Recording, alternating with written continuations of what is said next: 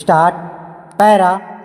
उपाध्यक्ष महोदय, यदि आप आज्ञा दें तो मैं अपने विचार इस सदन के सामने रखना चाहता हूँ। मेरे विषय देश में प्रचलित भिन्न भिन्न प्रकार की शिक्षा नीति से संबंधित होगा। आज शिक्षा हर नागरिक की चर्चा का विषय बना हुआ है। सरकार ने देश की शिक्षा ढांचे में जो परिवर्तन लाने का प्रयत्न किया है, क्या यह सचमुच देश की आवश्यकताओं को शिक्षा क्षेत्र में पूरा करेगा?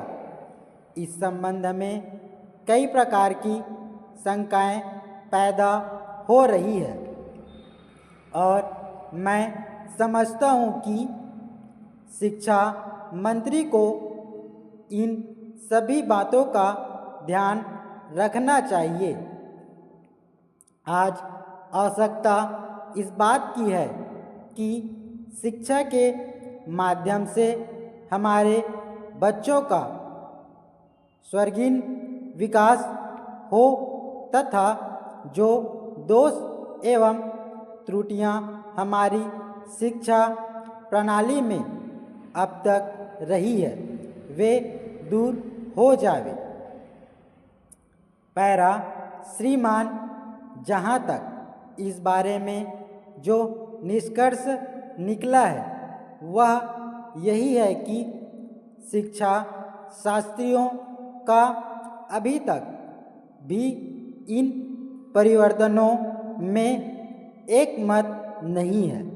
इसलिए इस स्थिति में नई शिक्षा प्रणाली को लागू करना बच्चों के जीवन से खिलवाड़ करने के समान होगा।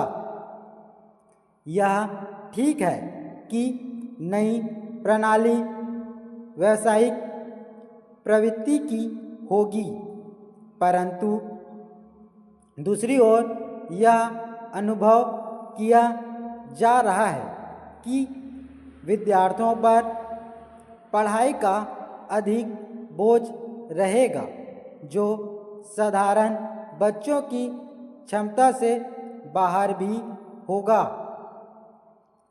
पैरा। मेरा इस संबंध में यह विचार है कि इस सदन के माननीय सदस्यों ने जो विचार प्रकट किए हैं, सरकार उनका आदर करे तथा सुझाव के हर पहलू पर गंभीरता से विचार करे। इन सदन में बोलने वाले बहुत से सदस्य ऐसे भी हैं जो स्वयं शिक्षा शास्त्री हैं तथा इनका क्षेत्र में व्यवहारिक अनुभव भी है। शिक्षा मंत्रालय को इनके इस अनुभव का अवश्य लाभ उठाना चाहेगी ताकि हर प्रकार से सुधरी हुई एक ऐसी शिक्षा नीति हम देश में लागू कर सकें जिससे सभी उद्देश्यों की पूर्ति हो।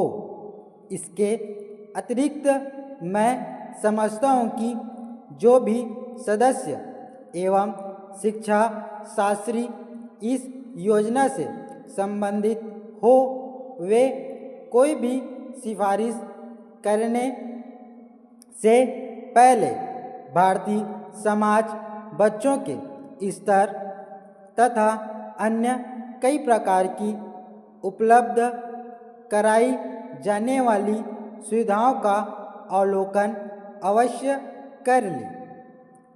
पैरा। मान्यवर, इस विषय पर मैं और भी खुले दिल से अपने विचार रखना चाहता था, किंतु समय का अभाव है, अतः मैं अपना भाषण यहीं समाप्त करता हूँ। इन शब्दों के साथ मैं यह कहूँगा कि आपने मुझे जो बोलने का अवसर प्रदान किया उसके लिए मैं आपका आभारी हूँ। स्टॉप।